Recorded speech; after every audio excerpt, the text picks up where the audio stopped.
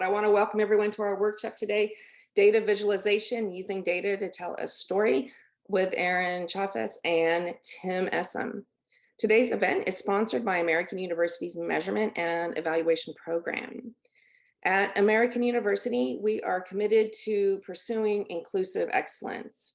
One of our practices, shared from our Indigenous and Native communities, is to offer a land acknowledgement at the beginning of our meetings and events. The goal is to build our mindfulness of the historical processes in which we still participate. American University is founded on the unceded land of the Nacotchtank, Anacostia, and Piscataway peoples. I ask you to join me in acknowledging these communities, their elders, both past and present, as well as future generations. American University also acknowledges that it was founded upon exclusions and erasures of many Indigenous peoples, including those on whose land this institution is located. With this acknowledgement, we commit to working to dismantle the ongoing legacies of settler colonialism. Those of you who attend our events know that we always provide a land acknowledgement. I'd encourage you to take this a step further today and do some research on the land where you are sitting. We had very, very high interest in today's event. So we have 3 moderators that are going to help to support people that are joining us here on Zoom, on the Facebook live stream, and on LinkedIn. Let me introduce you to the first of our 3 moderators today. Our first is Sarah Hennessy. Sarah is a student in our Master's of Measurement and Evaluation program. She's going to be moderating the questions on Zoom. Our second moderator is Yasemin Simsek, who is also a student in our program. She will be moderating the questions on the Facebook live stream. And then we have an alum of our program, Zach Barghouti, who will moderate the questions from those watching on LinkedIn and will provide a summary at the end of the events. So that being said, my duties are over. I want to hand it over to Sarah. Thank you, Dr. Peters, and thank you everyone who's joining us today. Before we get started, we'd love to hear a little bit about where folks are coming from. So if you'd like, in the chat on whichever platform you're joining us from, go ahead and drop where you're coming from today, where you're sitting, and I'll read a few of those out once we get some answers in.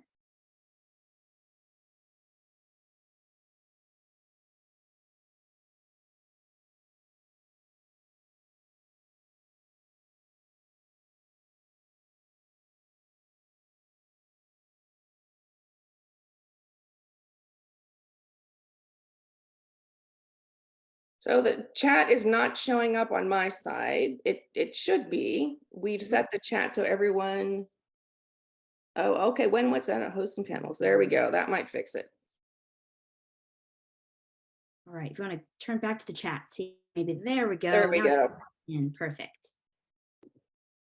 Okay, so they're flooding in. We've got a lot of folks in the US. I'll just look through quickly and then give my other moderators a chance.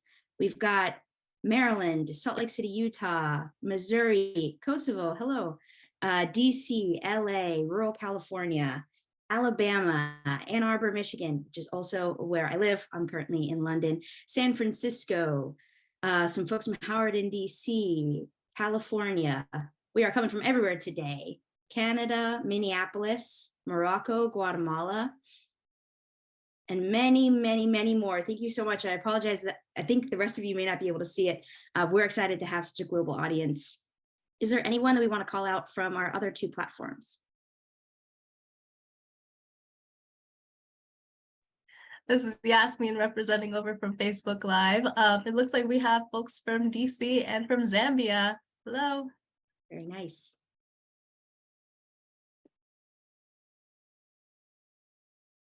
Zach Barghouti here. No one on LinkedIn has commented yet, so please do go there and look at Dr. Peters' post. We don't have anybody there yet, but I do see a bunch of folks from DMV and all over the world, so welcome all. I'm currently in Oakland, California. Fantastic. All right. Well, we want to get into the content here. So thanks to everyone for joining our workshop today. So as Dr. Peters mentioned, our speakers are Aaron Chafetz and Tim Essam. Aaron is a senior economist in USAID's Office of HIV/AIDS, and Tim is a senior data scientist in the same office, and he's also an American University graduate. Together, they wrote the Data Visualization Style Guide, which is actually required reading in the program that I'm in, Students in Measurement and Evaluation Program. Please note that Aaron and Tim are joining us today in their personal capacities and not as employees of USAID. As we move through the content, if you have any questions, please place them in the chat or the Q&A box, and we'll take turns asking our speakers those questions when they have a break in their content. So for now, Aaron and Tim, it's on over to you. Thank you again for leading our workshop today.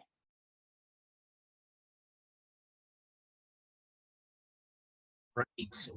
Hi, everybody. I'm just trying to unshare, start my video. There we go. Thanks for joining us today. So Tim and I are going to be going back and forth. We have a little bit of a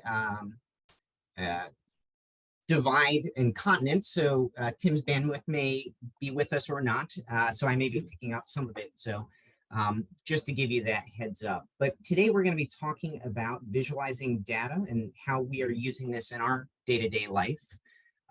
In our work in the Office of HIV/AIDS at USAID. All right, so that's the two of us. So let me give you a quick background first about our work in PEPFAR. So we are part of our work in the Office of HIV/AIDS is part of a larger effort by the U.S. federal government called PEPFAR, the President's Emergency Plan for AIDS Relief, just started in 2004 under Bush. And one of the great pieces of PEPFAR is that from its onset in 2004 was built upon the use of data, collecting and using data to inform our HIV epidemic and where we focus our resources.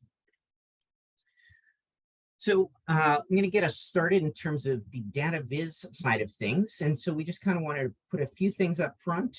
We'll talk about learning objectives, and then we will kind of start diving into our content. But in terms of our bottom line upfront content, just really trying to get a sense of the fact that we're doing data visualization, which is not, it's similar to graphic design, but it's not the same. And just coming away with the idea that less is usually better. We're trying to really highlight key aspects, and we can over clutter things by putting too much on there. Good data visualization takes lots and lots of time. And, when we see things from The Economist or in the New York Times or Washington Post, we're seeing the end product and not seeing all the work that goes into it along the way. And then lastly, with any visualization that we are creating, we really need to be mindful of what is the question we're setting out to solve. So with that, sorry to interrupt. Do you want to iterate the slide? Sorry, what was that? We're still seeing the PEPFAR slide. A few slides down. Perfect. Are other people seeing learning objectives? Yes, now Yes. we are. Okay. All right. So in terms of our learning objectives, first we want you guys to come away with a being able to understand the benefits of visualizing and exploring data. Next up, we want you to be able to identify problems with visualization when you're looking at visualizations in the world or starting with your own and figuring out where to go. Feeling comfortable with data visualization principles to build off of. And then lastly, being able to take those principles and apply them to your work. All right, so why visualize? So we're going to do a little exercise. If you could jot this down in the chat box. Right now, you should see on my screen, it just says how many 4s are on this visual with nothing on the right. And in a second, in that right space, we're going to pop up a number of numbers and just, as quickly as you can, tell us how many 4s you see in this visual. Okay. I think you've got the wrong visual on there, Aaron. It's still the learning objectives. It's not catching up with me. I believe it's caught up now. So how many fours, if you drop in the chat box, how many fours do you see?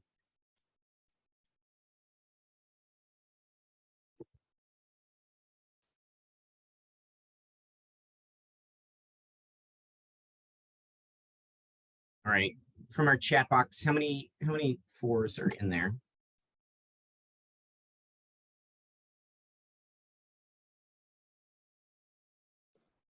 We're seeing a range from 5, 6, 4, 7. So what if we did it this way, right? If we highlighted our fours and made everything else more subtle in the background, right? How many fours are we seeing now? We very quickly see that we have 1 in the first row, 3 in the next, and then another 2, right? So we have 6 fours there. And what we've done here by basically using saturation to our advantage is we're using a Gestalt principle here. And Gestalt principles are basically applying principles or laws of perception about how we as humans group certain elements and recognize patterns and simplify basically complex images. And so we can use these Gestalt principles to really emphasize certain data on our plots. Right? So this is what we typically see when we're seeing visualizations is that, there's lots of red boxes and circles going on here, and it just adds to confusion of the data. Lots of lines and arrows, adding complexity to our visualization. And so, we wouldn't see something like the previous visual in a publication. So here we're looking at something from the Financial Times, and they're using color very strategically here to draw attention to certain groupings of the data and being very intentional with this, using the Gestalt principle to highlight these pieces, on the left above 100%, right? So what we often, those principles that we just saw, we're using one aspect of Gestalt principles, but there's a number, and here's kind of a few different examples on this page, right? So in the first row and towards the end, we see saturation, which was the principle used in the earlier visualization. We have lots of other ones, right? Right next to that is color. We can see that yellow or gold stands out against the red, or maybe we look down at size. On the first column, second down, we have a much smaller size square, and that stands out to us. And so we can apply these different principles to bring together really the highlights that we want our reader to come away with without overwhelming them with all the same information. Right? So back to this visual, this Gestalt principle we're talking about was similarity. And so we were able to bring out those fours by saturating the background and making the ones that are important to us similar. And they really pop out.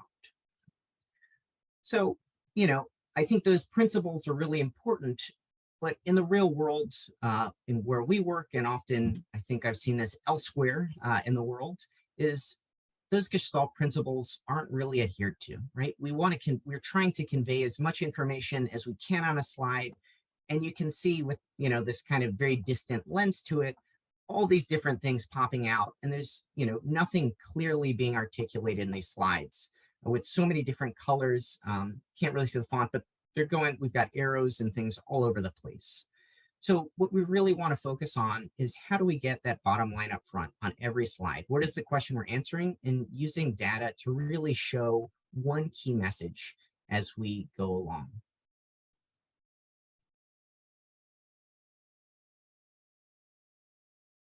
Tim. Thank you, Aaron.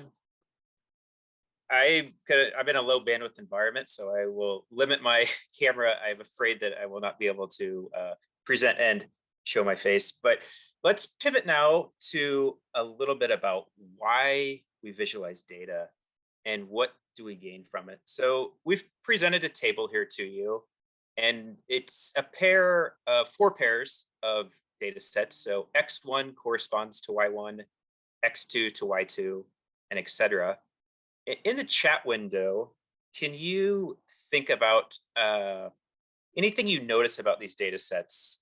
Do you think there could be any correlation between X1 or Y1, and that is X1 goes up, Y1 also goes up, or vice versa?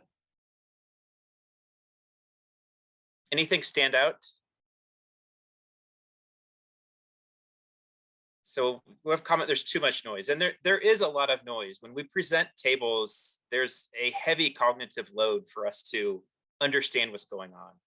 And this is where visualization can be our friend. Now, you are studying quantitative methods, many of you, and it could be tempting to take data sets and to apply some maybe statistical, transformation statistical equations to them to see if you can understand the data a little better. So Aaron, could you toggle forward one slide? So in this case, we've calculated the average or the mean, the variance, so how much dispersion do we have around that average, and also the standard deviation, which is how spread out are our data. And unfortunately, we haven't gained a ton. We've gained some information, but everything is the same. If you look at all of the X values, all of the averages, variances, and standard deviations are exactly the same. And the same for all the Y values. But if we visualize this data, we can start to understand what do these 2 pairs of data sets really look like. So let's go forward one slide. What we've done here is we've plotted each of the data sets. So X1 and Y1 is in that top left corner. And you can see that there's a pretty clear positive correlation, and you could probably fit a linear line through these data points and feel okay. But in data set 2, it's a completely different relationship we're seeing. It's more of a non-linear model. So if we were to fit just a straight line through it, probably not do a great job of representing that data. Data set 3 has this outlier that maybe some of you caught it in the original table, maybe some of you didn't. And then data set 4 is showing that things can be completely stacked up with a single outlier that can completely distort your descriptive statistics. So don't trust statistics alone when you're looking at data. Make sure that you visualize them as well to understand what's going on, and really understand the distribution of your data sets. We're going to talk about that a little bit more in a second. Let's go forward one slide. If you have some free time, this is a Datasaurus, Datasaurus data set. It's available through, if you're an R user, R is a statistical software. It's open source and freely available. But this is a similar data set. It has different pairs of data with the same mean and standard deviation and correlations, but it actually gives you very different figures, even a dinosaur in one of them, if you were to plot the data. So when you're exploring data sets, always, always, always visualize your data along with your descriptive statistics. Next slide, please.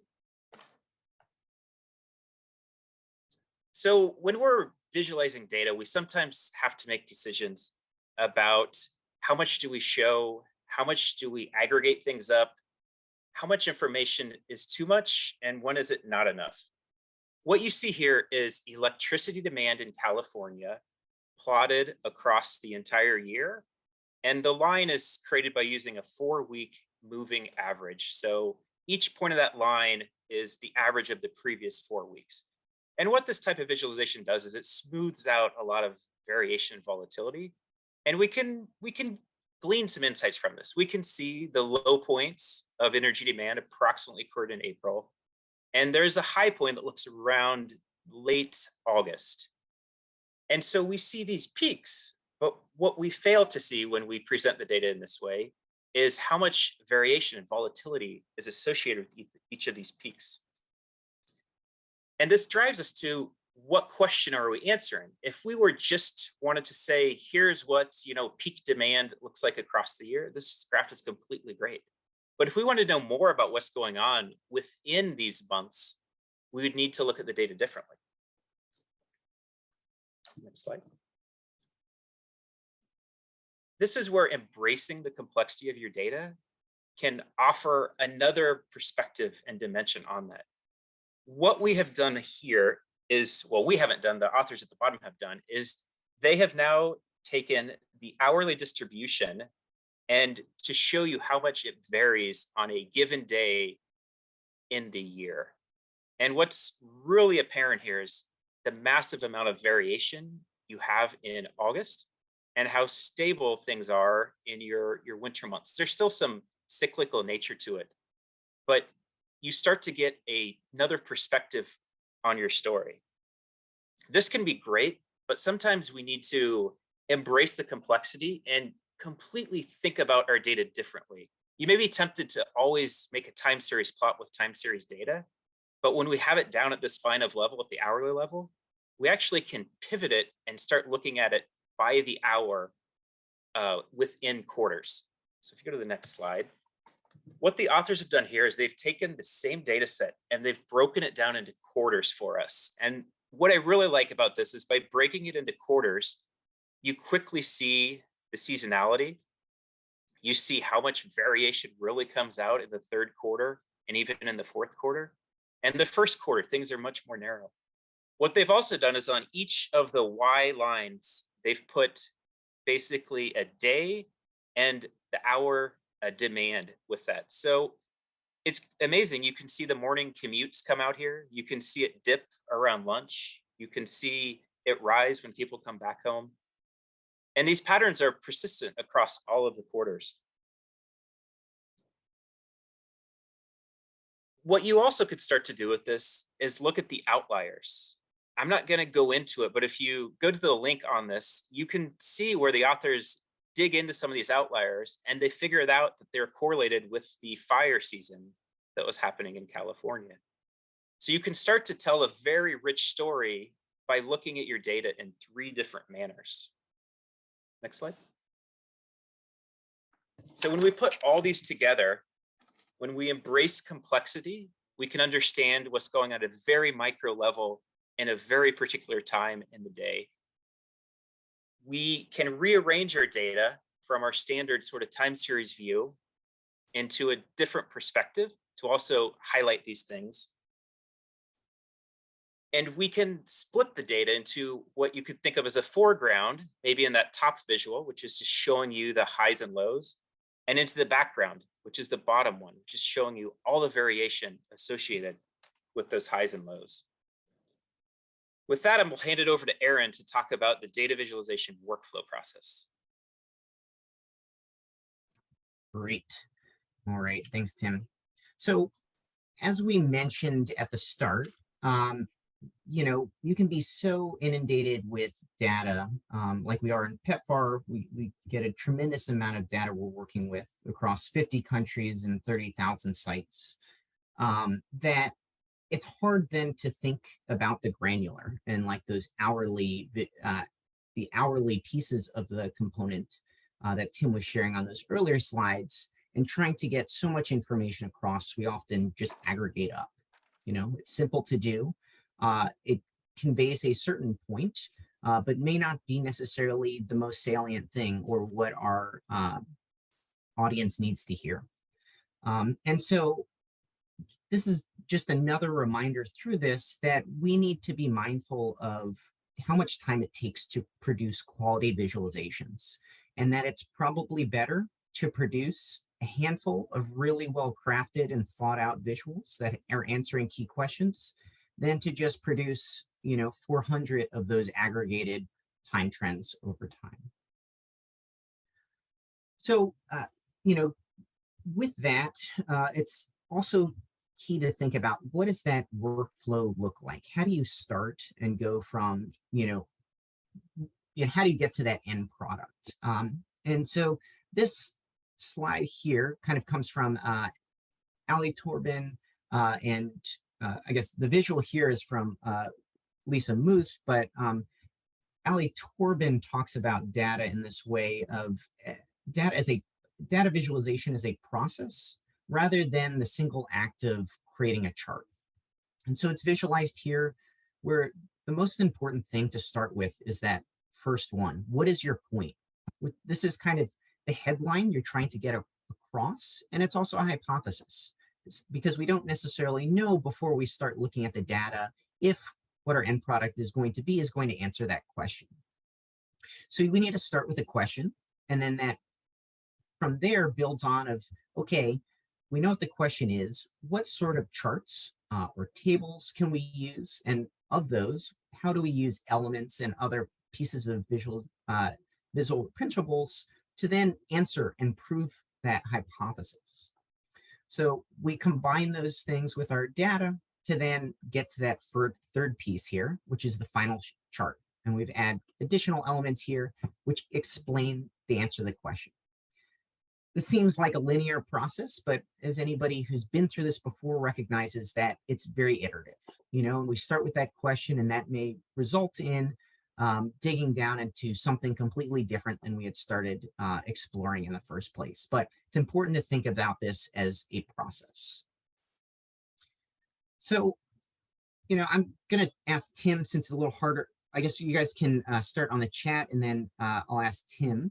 But we have these two plots here that are combining the same sort of data, but are visualized in slightly different ways. So I guess if you guys could add to the chat some things that you think are good or not so good about either plot A or plot B here. What might you improve? And then I'll ask Tim what his thoughts are.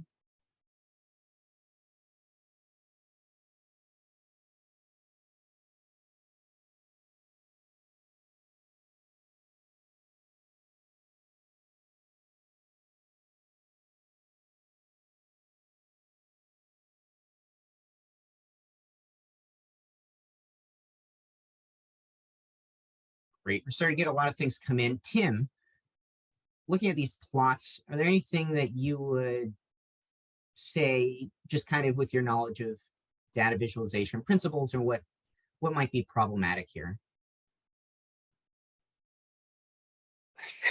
There's an explosion of color on the left. It's hard to, I think, go back and forth between the tiny legend and to make sense of each of the categories.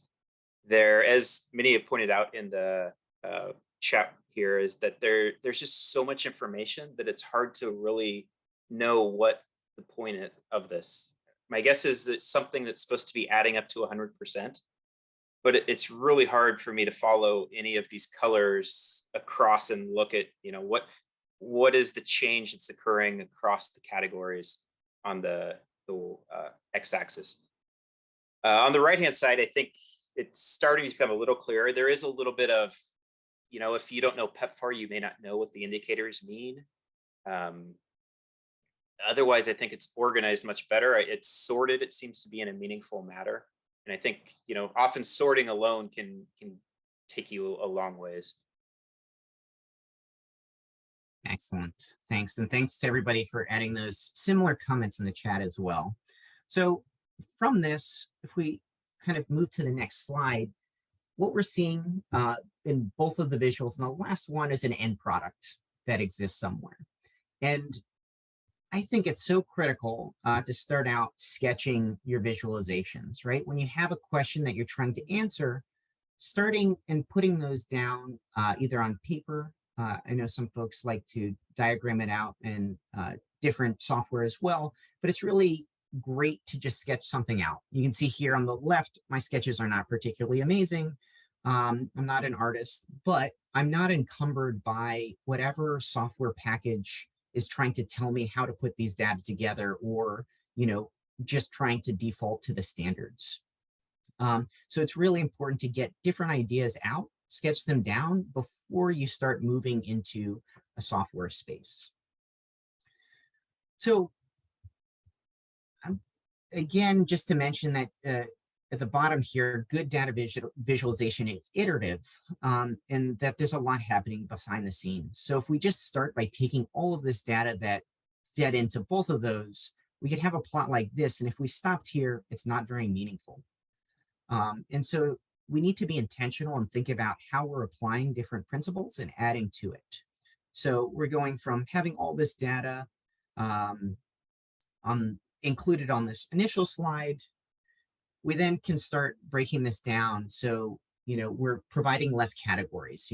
There's seem to be so many age bands that are not that useful. So we're already starting to kind of cut this down. We're reshaping the data here as well. It's, if you go all the way in that left graph, it's really hard to read each of these entry points into who's being tested. And so we've switched it so you can have the data written vertical or horizontally on the y-axis. So it's a little easier to read. The other benefit here too is we've broken out into different, they're called facets in this case, but we're making plots that have a similar baseline so we can actually compare how those numbers are across different categories where it may get distorted in a stacked bar chart. Next up, we've kind of eliminated color, right? We're not adding anything in the third visual by having all of these as different colors. So it's subtracted out to try to key in on what's going on here and starting to clean up some of the aesthetics. Next, we're applying color back in to really answer that question that we had asked or to highlight something in that question. So here, this happens to be about testing individuals who have tested positive and highlighting where we're seeing a high number of those cases. So this highlights any of those bars that are over 20% from a given age band modality. And then lastly, putting it all together, adding a title here so that a reader can immediately know what that takeaway message is. And then with our individual entry points, we've added a little more context, cleaning up some of the names and also adding the volume, right? On all the other graphs just have a share, but doesn't give you a sense of how large some of these entry points are. So it takes a lot of iteration to kind of get to that final point. And this leads us to this last kind of slide on this, which is just to mention that we have cut the same data on that last one in a different way. And that's not the only way we could have sliced it. And depending on how you're approaching a problem or your problem you're approaching may be different, you may come to different conclusions using the exact same data. It just depends on how you're looking at it. And with that in mind, it's important to think about how we're thinking about data when it comes to equity as well. We're not going to dig too much more other than like a high level here, but the Urban Institute has a great report that came out 1 or 2 years ago on doing no harm. And it really kind of highlights some things about how we as data communicators need to think about how our data products have an equity lens to them. So some of those key points are using people first language, order labels and responses purposefully, and then carefully consider colors, icons, and shapes. So for the first one, that people first language, Tim and I were talking about this the other day. One example may be in our PEPFAR space. That last example talking about the number of individuals who test positive, oftentimes folks use the term yield, which is not really it's more of an agricultural term, like yields from crops. We need to think about this using language like positivity or people who identify positive. Or maybe another easy one to think about on this last one about colors and icons is we need to be mindful that we don't just use pink and blue for males and females. So we need to think through what's coming across there. Or using certain icons that may come with certain connotations. So, we've gotten through about a third of this session, and so finally we're kind of giving you the caveat here that we're not going to be able to teach you everything in this whole 90-minute session that we have for this webinar.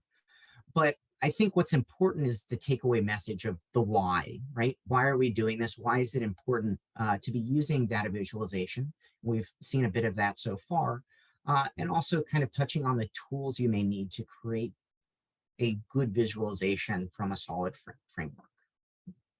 So with that, I will turn things back over to Tim. Did you want to take a pause and answer any questions, Yes. Aaron? Let's pause and answer some questions. Fantastic. There are two questions on the Zoom platform. The first touches on what you were just talking about. It has to do with accessibility. So if you have someone who's using a screen reader, can you give some tips on how to create visuals that will really kind of be available to everyone of all abilities? That is really excellent. So accessibility is a real key piece as well, often overlooked when we're creating visuals. And I even heard Jonathan Schwabish, from the author of Do No Harm, talking about this as well. The importance of, when we create a visual, to add alternative text to those visuals. And a lot of software, so if you're working in Microsoft Word, or you're working, I believe Google Documents as well, our PowerPoint visualization as well, you can add alternative text.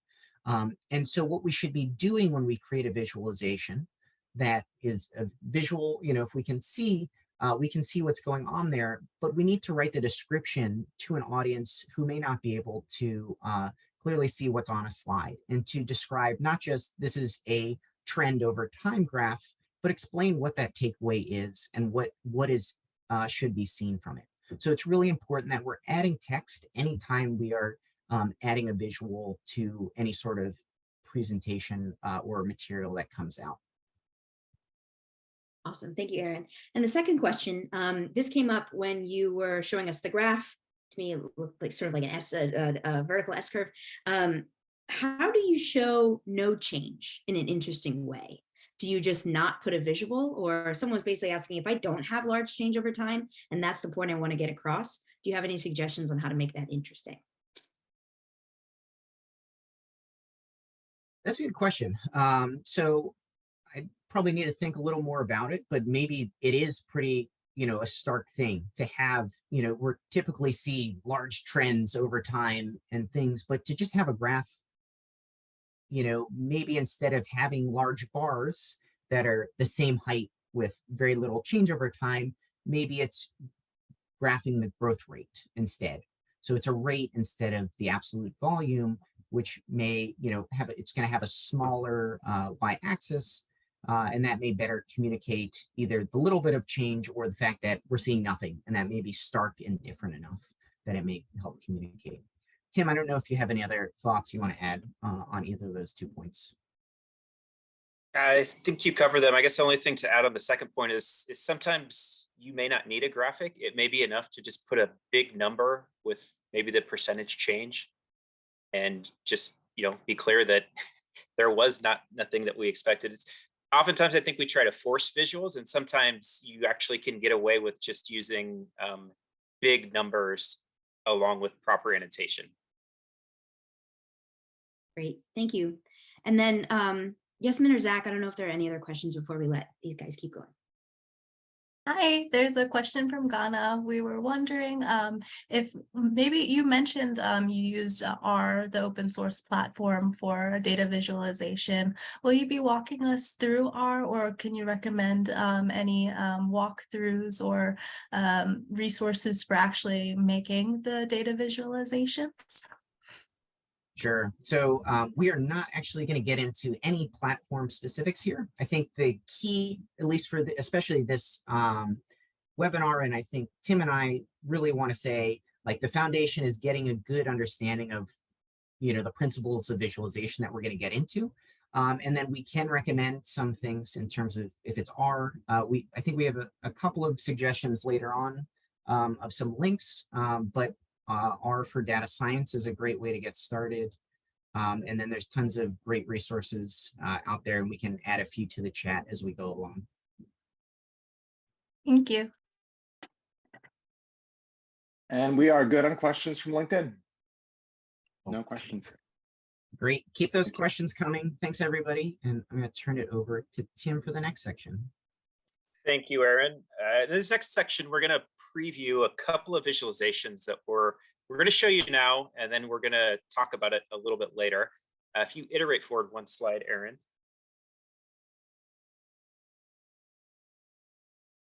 So we have a very much an Excel-ish looking graph here that has been proposed with the title Inventory Turnover Ratio. as we can tell from the title, we have a sense of what it's about, but we aren't clear on what the question is that it's answering, or what is the story that is going on. And so we want to make sure that we're showing the data, but as we're showing the data, we want to make sure that we're arranging the elements of a plot to show the order of importance or visual hierarchy. And as is, this current plot is really lacking a sense of that. It's hard to know where to look on first glance. And so I want you to keep this plot in mind as we move through these next sections and start thinking about what are some things that you could eliminate, or how could you repurpose this to start to tell a story? So this is one example. Let's go to another one. We have 3 that we're going to go through here. So here's another one, and this is, as we were talking before, it's a showing change over time. It appears there's a couple different things going on here. There seems to be something about units sold and by a purchase type, so that we have our stacked bar graph, which came up in the chat earlier, which seems to be used. There's a total that has been added on top of those bars, and then it looks like there's some added in annotation showing 2 events that happened: a REV report, which I'm not sure what that is, and then a COVID impact. And in here, they at least have put the analysis findings at the bottom for us. They're talking about a 12-month and 48-month decline in the purchase types. And then cash sales actually grew through this. So this is one more plot I want you to think about. Are there ways that we can use visual hierarchy, that we can remove labels, that we can integrate legends, break apart the color maybe in a different way? Even maybe think about breaking apart this graph to tell a more meaningful story. Right, next.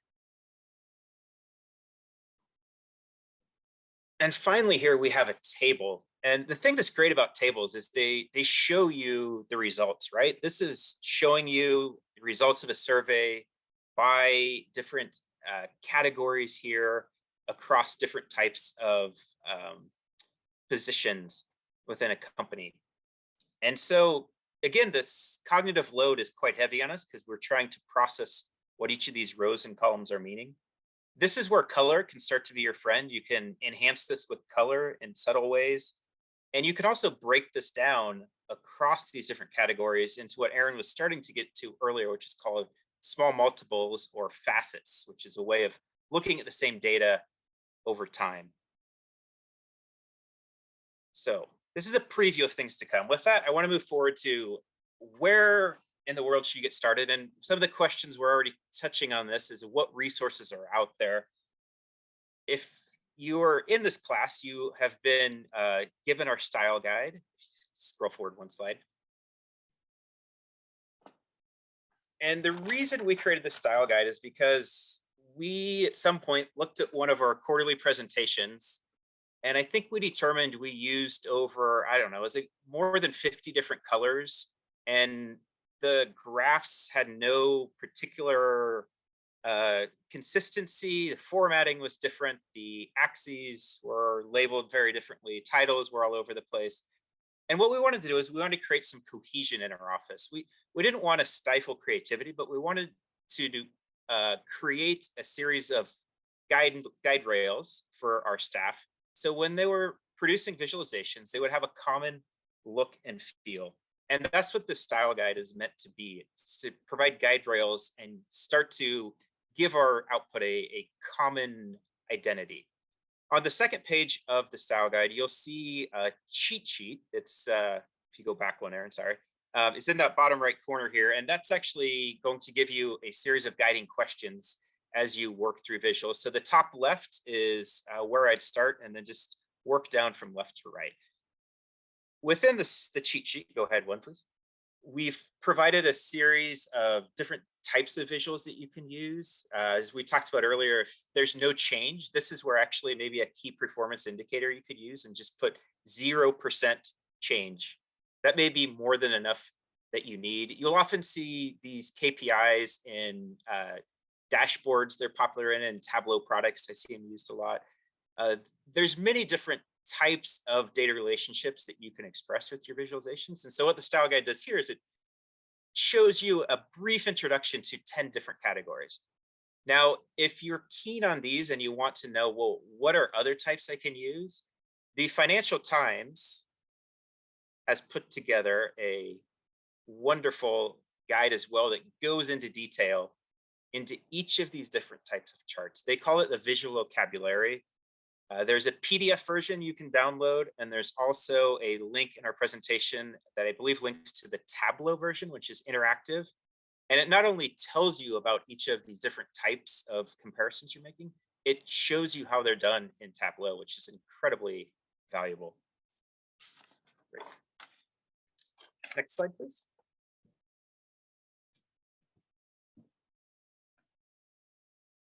Can you iterate for it? Thank you.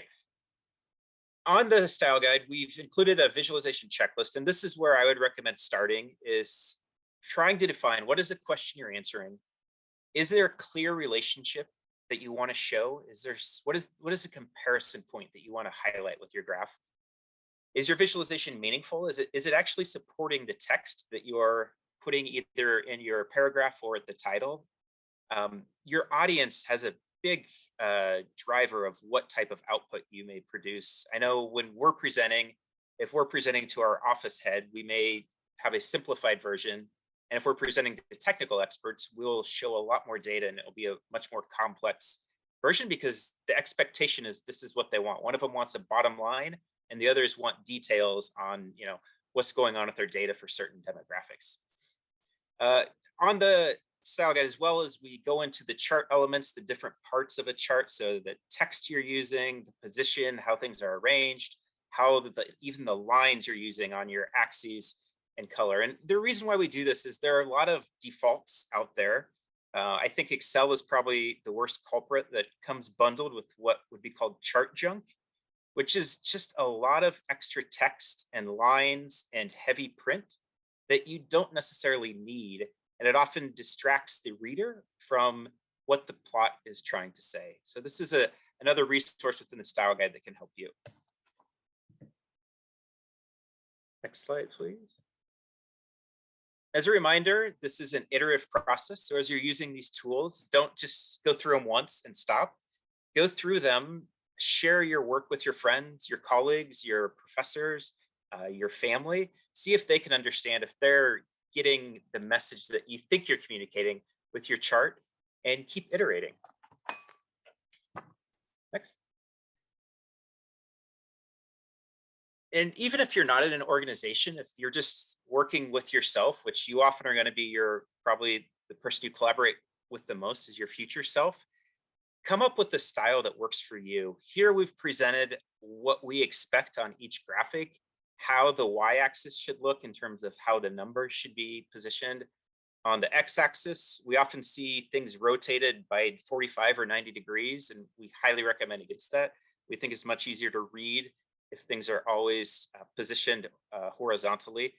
And then we also talk a little bit about annotations. And as Aaron mentioned at the beginning, oftentimes we see annotations added at the very end in bright colors to try to overwhelm everything else.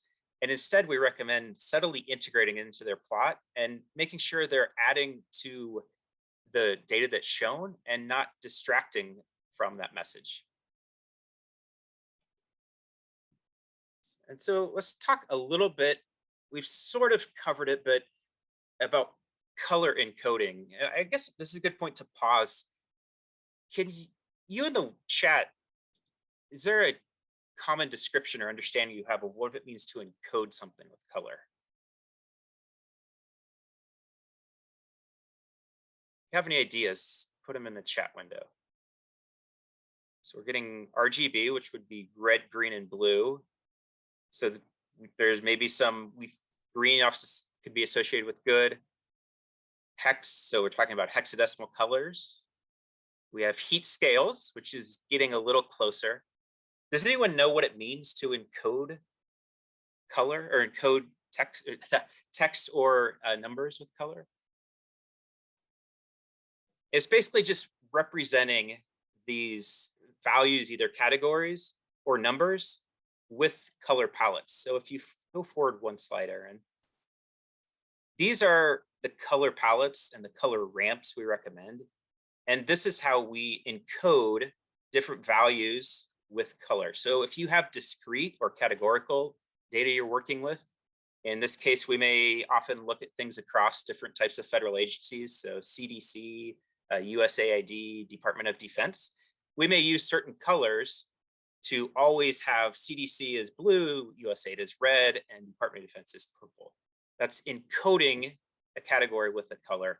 If you have a continuous color ramp, say you have a percent achievement that starts from 0 and runs to 100%, it may be too much to show every number in what you're visualizing. In this case, we can use continuous color palettes. And the one we've shown here is called Viridis, which is visually perceptive for those with color blindness and other vision impairments. This one is actually, if you don't have a certain pigment in your printer and you have a Viridis ramp and you print with it, you can still discern the different colors of it. And then you can also use diverging colors. And in the bottom one, we have what is a divergent ramp, which means you have fixed a reference point. Say you have you're looking at the deviation from average in your test outcomes for some subject you're doing. In this case, you could put the average as your reference point, and anything below that would be encoded from light brown to dark brown. And then anything above that would go from light green to dark green. So these are different ways of encoding colors. And each of the resources we have with Viridis and the Color Brewer, there's about 15 to 20 other permutations that are out there as well that we'd recommend looking into. Next. So resources, there are no shortage of resources out there. Some of our favorites, I would start with Data Wrapper if you need a visualization and you want something that's accessible, that they have software you can use. They have wonderful blogs about visualization. They give you tips, they show makeovers. It's all around a great place to start. Of course, our style guide we'd like you to use. There's the Do No Harm guide. Adobe Color is a website that allows you to create your own color palettes and then test them. There's Color Brewer, which comes out of the cartographic world, used for often encoding color or encoding values on maps. But it also has a lot of, I think, room to use it within non-cartographic representations as well. And then there's a Viz palette that allows you to also create continuous or divergent color palettes, and then also test how they look to different audiences. And as a result of, or a sample of the Color Brewer palettes are on the right there shown as well. Next. And I'll wrap up with choosing your own software. We are big fans of R in our studio, but at the same time, we want to make sure that the software you're using is available, meets the needs of those who are using it, and also of the audience. And so Excel, I would say, is used probably by most of the folks we work with. And most of the things you can do in all these other software, you can do in Excel. It's just a matter of working with it. The Excel hacks that we have linked here shows you how to make different types of visualizations that are not out of the box or in the templates of Excel. Raw Graphs is a great open source tool that runs in your browser. You can just upload your data in your browser and there can pick from different visuals it'll generate. If any people are into post-processing visualizations, it also offers SVG outputs, which are scalable vector graphics, which are good if you're in Adobe Illustrator world or Inkscape. And then Tableau is it's a wonderful tool that has tremendous amount of potential. It's a little bit challenging, I think, because you often become overwhelmed with making dashboards, and sometimes it's you lose the purpose of what the original question was, what you're doing. It's easy to create a lot of output. I think it's harder to ensure that output is tailored to answering questions and is, I'll just stop there. Aaron, anything else you'd like to add? No, I mean, I think the world is your oyster in terms of, these are some places to get you going. And so, yeah, the more you get into any of these areas, the more you'll find that there are great people out there who are sharing even better resources. So we're about to switch topics as well. So maybe we stop here as well to see if we have any questions on the chat.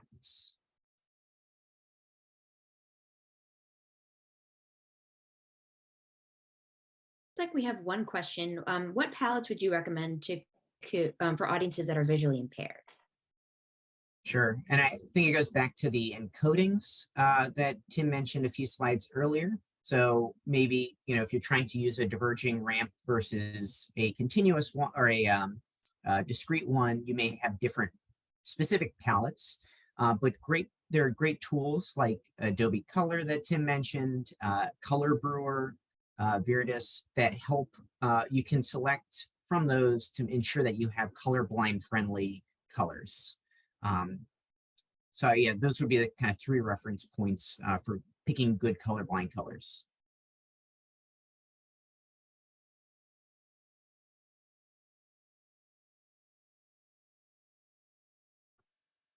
No questions other than do you recommend Power BI as an option as well? You said the world is your oyster, but we had a question about Power BI. Sure. Yeah, Go ahead. for it, Tim. Go for it. I was just going to say, we try to be software agnostic and use what works best for you and what you're comfortable with. We don't want to force any software on folks. I think what's more important is, are you using the fundamentals? Are you practicing good data visualization principles? The software is just the tool that, allows you to create something, but that alone is not going to apply these principles. Oftentimes, some of the defaults that come with the software are against, I would say, what would be best practices out there. So I think if you're comfortable with it, you can do pretty much everything that you can do in most of the other software. It's up to you. Thanks. Perfect. We've got one more. It's a bit of a managing up question here. If person is really excited about learning all this about visuals, but they're not the person in charge of making decisions, do you have suggestions or advice on encouraging colleagues and bosses to follow some of these design principles and aligning the way that they're creating their visuals? That's a really great question. I think the key is pointing to resources that exist and trying to shape things. So, not thinking necessarily data viz at the moment, but I'm thinking like slides. Many companies want, a massive logo that takes up tons of real estate on all of your slides, and trying to show how that can be better used by, taking all of that whole slide up with a visualization or keying on a key image or something is going to be more impactful than having that logo, which, the audience has seen on the first slide and somewhere else, I'm sure, and is being reinforced. Probably less useful. So I think the key for me would be being able to show how you can be successful by applying these key principles that we're going to get into and choosing colors that make sense. So you'll notice as well, the colors that we use in our office are not the colors that are the USAID branded colors, because they're not really great for visualization. It doesn't give us a whole wide availability that we can work with, and doesn't adhere to, accessibility, right? Using the blue and red. And so we have a standard set of colors that we have pushed and said, we're all going to use this and it's going to be the same. And creating standards that you are all going to adhere to kind of help. And you can be that agent of change. Thanks. All right. Great. So now we get into the fun part. Not that the rest of this has not been fun, but we're just going to kind of go through all the different kind of key principles to data visualization with examples. Trying to think. So I'm going to go through these. The good news is all of these are in the style guide. We're just going to kind of pop them up here. So if you want to know more about a particular concept that we cover, we have a nice little write-up on each one of these in the style guide that's been shared. So we've broken down all of our data visualization principles into 4 categories that we've talked through already in a little bit. So first one is showing the data. The second one is about providing context. Third is about being intentional. And lastly is relying on that visual hierarchy. And we'll go through each of these sections now. All right, so show the data. So one of the things we often see are just cluttered charts. This can be cluttered because there's so much data, but it also has to do with these external elements that are adding here. So that visual on the left, we can see that there are blue axis ticks. There's very hard border lines around the outside of the chart. We have all these grid lines, and there's even clutter by having the legend kind of not in the same order as those lines that we see. Whereas we contrast that with the better chart on the right, it's been simplified, right? We're really trying to show the data here. We're showing those trends and showing them for these planets that we have to visualize. We have another example of clutter here. I think we've all seen this visual on the left where, you know, we're trying to show lots of different categories over time periods. And, you know, we have this kind of discontinuity between each of these groups, right? What we're trying to show with this graph is probably changes in a particular sex over time. So females or males here, I guess in this case, we're going to talk about females. It's harder to kind of track that across the bar chart in the left because you have to kind of do it in spurts. Whereas if we look to the right, we're avoiding clutter by really focusing in on one sex, female, which is what we're trying to communicate something about. We've added the males here in the background, so you get a sense that, you know, in the first quarter of the year, females are a little more than probably 50% of this. But the overall point is we're showing female trend is going down or something, and it's easier to track that trend. And we only had two visuals on or two categories on the left, but often we can see with lots.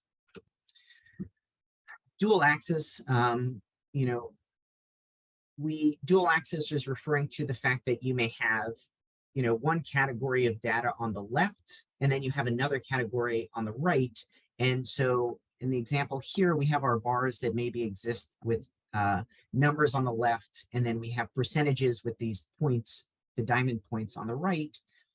The problem here is it's very difficult for the reader, one, to first off get what's going on, but two, you start making judgments about, oh, in that second pink bar here, the diamond is above the bar where the other bars it's below, which is really not what is going on. We have a different axis. And if we had just switched the values on that second y-axis, we'd see something differently. So a better move is to use kind of small multiples that Tim mentioned earlier, is to break these into two different graphs that are one right next to the other.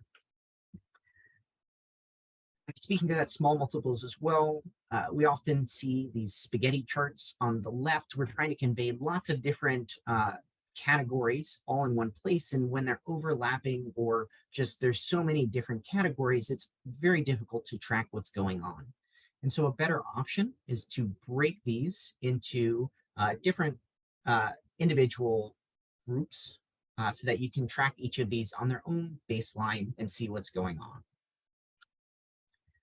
And so to kind of close out this section on showing the data, right? We've seen this visual on the left earlier, and here's a remake of it, which I think is really great. So it's taking these principles that we just talked about reducing the amount of clutter. It's not really dual axis here, but there's a lot of things going on. Making sure that those texts are easy to read by making them horizontal instead of at 45-degree angles, and limiting the amount of different colors and things that are going on here makes the visual on the right super easy to read. So that was our first category of data visualization principles. Next up, we have providing context. So one of the key ways to provide context is to convey that right off the bat in your title, right? As English readers, we're reading from left to right and top to bottom. So the most prominent space in a visualization is that upper left-hand corner, which is where our titles go. And it's really important to have active titles rather than passive ones like we see on the left. So rather than just saying, oh, this is a graph about testing achievement by a given partner, what do you want that your audience member to come away with? Use an active title like we see on the right here, that's conveying something. So instead of saying, we're seeing this is just trends, this is saying partners working in the remote north are falling behind on their targets 2 quarters into the year. So we're providing additional context that really make it clear what that takeaway message is. Also related to this is using appropriate baselines. In politics, we often see a lot of this in campaigns and things, but this data is the exact same on the left side and the right side. The difference here is that on the left side, we've truncated the axis, starting it at 750,000. And by doing so, it makes it look like there's been this drastic change over this number of periods or these categories, where really there hasn't been so much of a big increase. It's just that we have truncated the axis. So whenever we're using bar charts, which our eyes are, with bar charts, we understand them by their length. And so by cutting out the important context of that first 750,000, we've lost something, and we can't actually judge them effectively, and it gives the false perception on the left-hand side.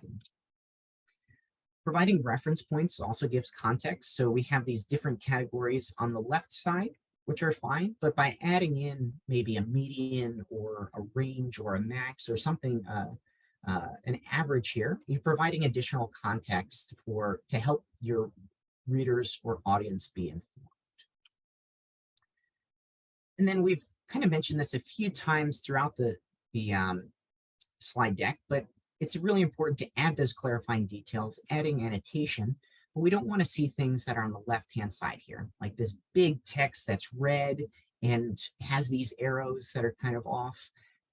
We want things that are annotations that are subtle, that convey a point, that what we're really trying to show first and foremost is the data. So that should be the most prominent piece here, like we're seeing on the right. And then we're using more subtle colors and smaller text to be that secondary feature after the audience has interpreted the data first, and then they can kind of go to that text next.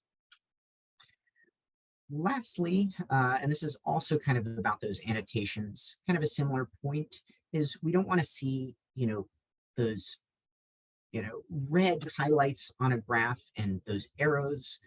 Arrows are problematic. This one is giving a different angle than the actual trend is. And so we're kind of giving some false data by what we're picking up. And those red pieces are being called out in a way that are really distracting. So we really want to avoid large colored boxes or arrows that are callouts. And a better option, like on the right, is to use subtle annotation. And if we really wanted to make a point about, let's say, this key intervention, using a different color, using these pieces of the Gestalt principles to call out the attention with colors and things that aren't so drastic like we're seeing on the left. So our last piece on this section with the remake, again, we've seen this piece earlier, but providing context in a meaningful way, right? There was almost too much context provided in that first visual on the left.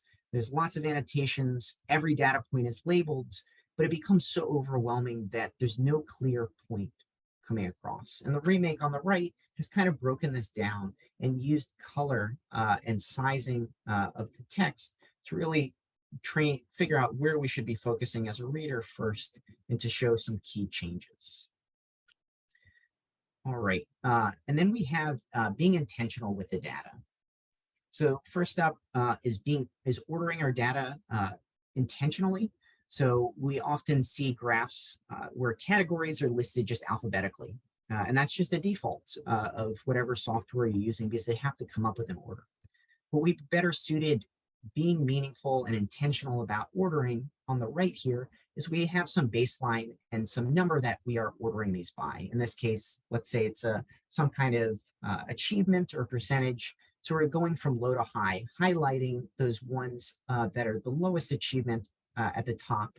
And really, that's the important the most critical point of the graph that somebody's using. So that was ordering intentionally, but we can also use color intentionally. Rather than having 50 million colors or having all these points highlighted, using it color to really show, key pieces of your graph. So the bottom right, we're seeing in the right-hand graph is where the audience should be focusing its attention. There's something going on with these data points. The rest of it is providing context, but not important. And so we can use color intentionally. And this is that Gestalt principle that we saw earlier. So we've really grouped the data we want in a similar way and put everything in the background. Clean numbers, always very important. On many graphs, the default is just to add the number with no formatting. At a bare minimum, adding commas really helps us read numbers well and understand, the size of that number. And even better than that is to reduce this. So on the right-hand side, we've, reduced it rather than having so many specific data points. Really, at the end of the day, all, the person reading this needs to understand is that there were, about 31 million people in that right graph. And it's just easier to remember that 31 million than the long string of digits on the left. Colorblind safe. So we kind of talked through this. We want to be intentional with our colors and make sure that we are using things that if they're printed in black and white, or our audience may have a color deficiency, that we're using color scales that can be perceived by someone who's colorblind. Integrated legends are always great. So on the left, you as the audience have to flip back and forth to understand, okay, here are the red bars, here are the bluish ones, what do those mean? By integrating on the right, we have those colored labels right above the bars. It makes it easier for audience to not have to flip back and forth between what's going on. And then labeling. So we don't have to label everything, and it's key just to label what's important. And then with our remake here, we have that table we saw earlier, and by being intentional with the data that was shown, they're really highlighting women as what the takeaway message is, and using different sort of plots, these tile grids, to emphasize through color where those women are, and having key text that's intentional without taking away. All right, last section, and I know I'm powering through. I know we have one more section after this to get through with Tim that I want to get us to. Remember, all of this is in our style guide and has more detail than I'm even providing here. So the last section is on relying on the visual hierarchy. So we can use color and size really to draw different attention. So here you'll read this first is bold, and it really comes across. And then we see this other text below, next, and then that one. And then at the very top, the smallest text is a different color and kind of blends in. So we can use the visual hierarchy to really draw our audience's attention to different things. And so we can use that hierarchy by not just size of text, but the type of text we're using. So typeface, the size of it, weighting of elements, and different colors. And so there's a lot going on the visual on the left. And then if we look at the one on the right, it's just much clearer of, okay, the title is the largest thing on there. And then we see color, and that's kind of the takeaway message. And then, those size, weight, and color feed in as well to all parts of our graphic. And then lastly, as we've done on the other ones, our remake here, we're applying hierarchy through the size of the text and colors and limiting the data categories. So there's a clear hierarchy of what the audience should see. Okay, transformation. So this is the last piece, and we can pause briefly for some questions before we finish up with actually seeing how data can be transformed from a less effective form to a really effective one using these principles.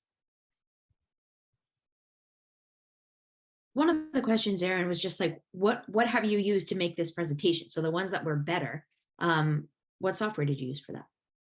So all of these, the good and the bad examples were both done in the same software. They're both done in R. We just applied different sort of, really thought through on our better ones of what was good or bad, and applying those principles. So they were all done the same way.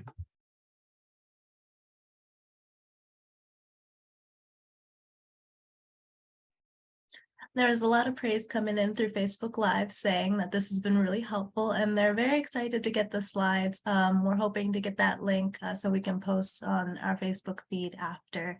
Just wanted to throw that out there. Great. And no questions here from LinkedIn, just a comment saying this has been very useful. Wonderful. All right, Tim, transformation.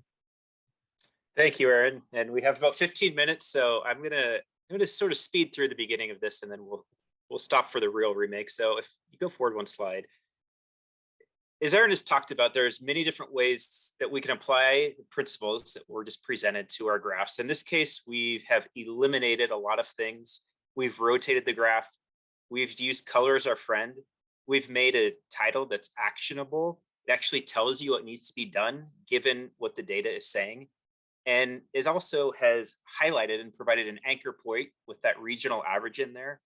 And so even if I don't know a lot about this data set, when I see the graph on the right, I already know there's a story that's coming out of this. Then when I look at the graph on the left, which is just sort of showing the data, you really have to think about what is the story you want to pull out of it. And I think this is a great example of pulling a story out and then also going into making a recommendation from that. Next slide. In this case, they've actually broken the story apart into two different components. On the middle part, they've actually are focusing on what COVID did and what happened to total units sold. So they've basically taken the black line there and given it its own story. And then they've showed the percentage change. Instead of showing the change over every month, they're just looking at the year over year. So you just have a slope plot here, which I think is a great way to show two categories are going down and one is going up. So, and if you look, there's very little text and color and clutter on these plots on the right. And they have really done a great job of going from just again, showing the data to telling a story about it. The next slide. Here's a similar thing. I think what's really interesting about this one is they've used a grid plot, which is where you basically use squares to represent a value, and they've encoded the percent of women that are the associate breakdown. And then they have also used the color blue to encode that. And they've used gray for men because the focus of this whole story they're telling is, are women well represented? And then they go through each of the different categories using a similar plot. All right, next. So in our world, we often are asked to make visualizations. We're also often read different reports that may have been sent up to Congress that are trying to communicate something. So I'm going to take you through something that we remade that was in an official government report. I think it was our 2022 report to Congress. Next slide, please. Maybe 21. And what this key message was supposed to be is down at the bottom. This is the statement that was made in the text. It says PEPFAR has prioritized and made significant progress toward transitioning a substantial majority of our funding by agency to local partners. That is a mouthful. I'm not sure what a substantial majority means. And there's also a talk of significant progress, which to me implies, oh, we're starting from one point and we're looking at change over time. The graph that accompanies this is what you see there, where they have listed all the countries that PEPFAR works in, and they've showed how the budget breaks down between money that's given to local partners and to international partners to implement PEPFAR programs. And at the top, it's a very descriptive, generic FY21 fiscal year 2021 local versus international budget. And so I have taken all of the things that Aaron has talked about, and I started applying them to this graph to see if we could come up with something that actually fits with the statement that was made in the text in the report to Congress. Next slide, please.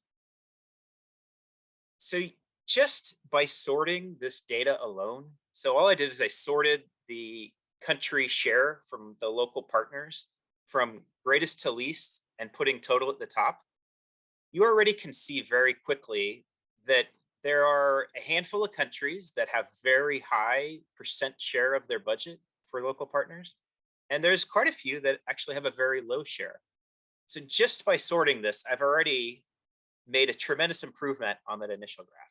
But this is just the starting point here. There's so much more we can do. The next thing we can do is we can start to take away some of the color.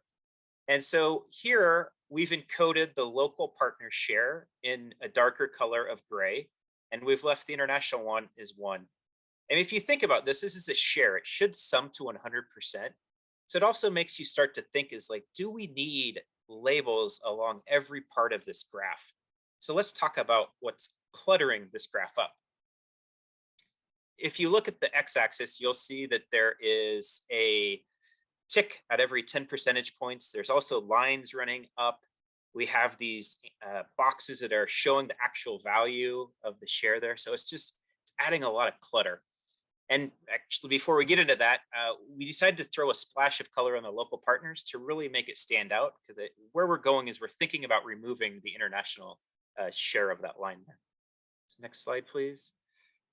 So on this slide, we've started to take away some of the clutter. Sometimes just by regrouping your data into different chunks, you can start to tell a clearer story. So what we've done here is we've moved total into its own category. We took all of the countries that had local partner budget shares above 70%, and we've grouped them into their own category. And we've put everything else into below 70%. The reason why we use 70% is that within our office, there was an internal goal of trying to transition at least 70% of the budget by country to local partners. So we've used additional information from our office to enhance this. Next. So now that we've grouped the data, we have stripped out many of those lines that were cluttering it up in the x-axis, right? We're down to just 4 categories, capping it at 100%. We've taken away those very heavy text boxes that were on the graph, and we've just moved the percentage to the end of the bar. And having it sorted and having those values there makes it very easy to see, how countries compare and how they don't. Next, we also can move the axis. Sometimes you can move it up to the top, actually. You don't have to go and search for it. And when you have a lot of white space, it often just makes it a little easier to read when you put the axis labels right at the top there. So here we've actually inverted the axes line, the grids to be white. So they sort of cut through the data, and we can see these, what I think are common thresholds of like a quarter, half, 3/4. And then we've also added a very fine reference line at 70% to show that threshold we were talking about. In addition to that, we color coded the total to give it its own sort of standing here. The colors that are above this threshold are slightly darker, and then everything else is a lighter shade of red. Next, we have gone after the title. We decided to tell people exactly what our point was with this, and that fiscal year 21, 4 countries, or operating units as we call them, had achieved the local partner budget share goal of 70%. In addition, in the subtitle, we also included that 24 countries are still short of that goal. We've added a source of the data at the bottom right as well, because we often see a lot of visuals that don't have a data source, and it drives us nuts because we want to know who made this, where's it coming from, how'd they come about it. And just by including at least the data source, that helps you start to unravel that mystery. And so the next thing we can do is we can add some annotation to this. And we put in some annotation that is reinforcing what these categories are. We have enhanced, I guess, the grouping, just showing who falls that are short of the goal, who has achieved it. And then we, in the total bar graph there at the top, we directly labeled what that bar represents. So we don't have a legend on here. We've just integrated that legend, and we've used the first bar to show where that is. Usually when people read visuals, not always, but generally you read it from the top left to the bottom right. And so we're trying to get all information in that top left. As your eyes come down, it should gradually flow along that. So next slide. So we started here. We were trying to support this statement with this visualization. I thought it was a little bit confusing. I thought it was hard to say that our data necessarily supported that. I also made it an executive decision on what a substantial majority of our funding would be. I said, okay, we're going to use 70% for that. And we applied what was in our style guide and we turned it into what's next? Into this. And so this may be appropriate for the audience. It could be too that we want to highlight other things. So we got ambitious and we actually did one more iteration on this. And we decided to show the international share of the budget on the left-hand side and the local partner share on the right-hand side. So now, if you're focused on just the international share, you can use the plot on the left to answer the questions you may have about that. And if you are focused on the local partner share, the plot on the right can be. So if you think back to that slide that Aaron showed with the 3 circles and 3 panels, this is an example of that, is showing the data in a different way to communicate a potentially different message to a different audience. With that, I will pause if there are any questions before we wrap up here.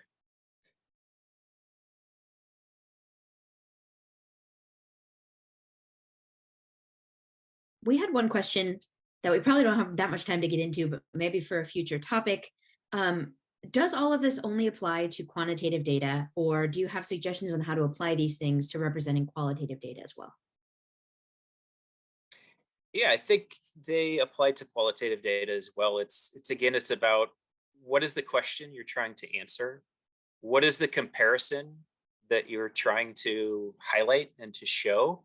Who's the audience that you're making this point towards? Many of these principles, they should apply for quantitative data. I think with quantitative data, annotation is really important so that you're providing appropriate caveats and context that come along with that type of data. Aaron, is there anything you'd like to add?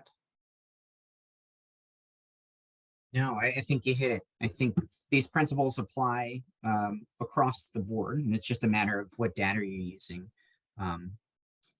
in there.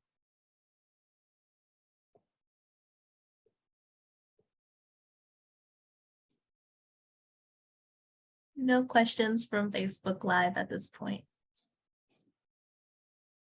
Great. Well, with that, I'll just recap our bottom line here is, as Aaron mentioned in the beginning, is data visualization is not graphic design. It is applying a lot of the principles from graphic design, but it's also ensuring that you're answering a question and you're supporting text that you've put into a report with the visual that's accompanying that. Generally, less is better.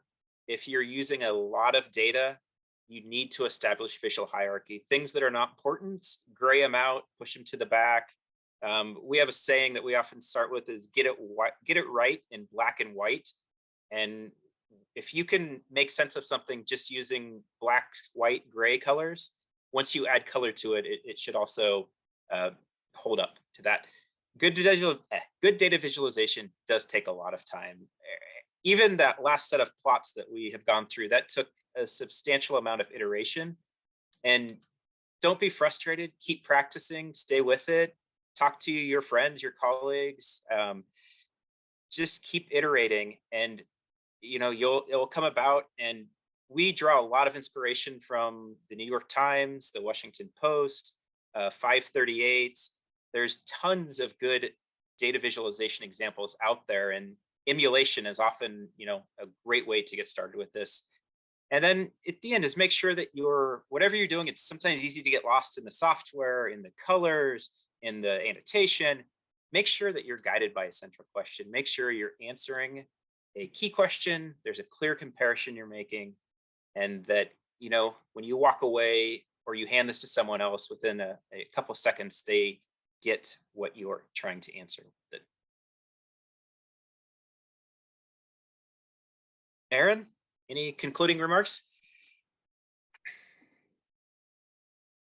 No, I think you summed it up pretty well, Tim. Great. Well, thank you. Thank you all. Thank you both. Thank you to everyone in our audience today. Everyone seems to have had really great comments.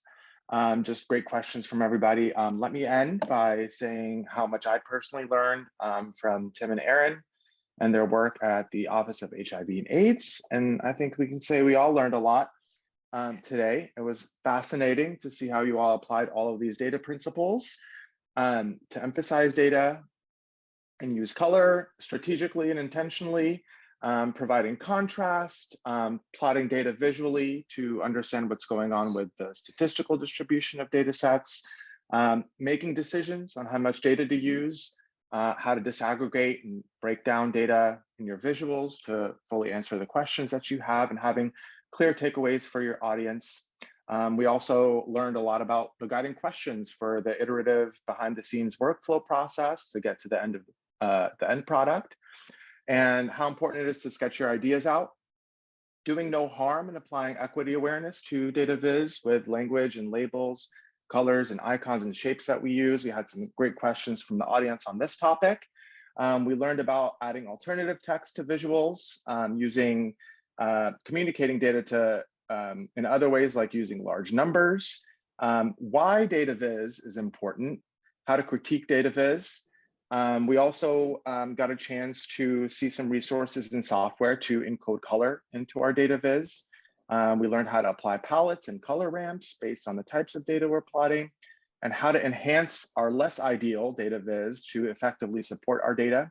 And we also got a chance to preview the Office of HIV/AIDS data visualization style guide, which was authored by Tim and Aaron and includes a very helpful set of key principles to help us transform our data visuals into effective stories and takeaways that stick with our audience. So I encourage you all to download and use that cheat sheet and checklist for your next data visualization project.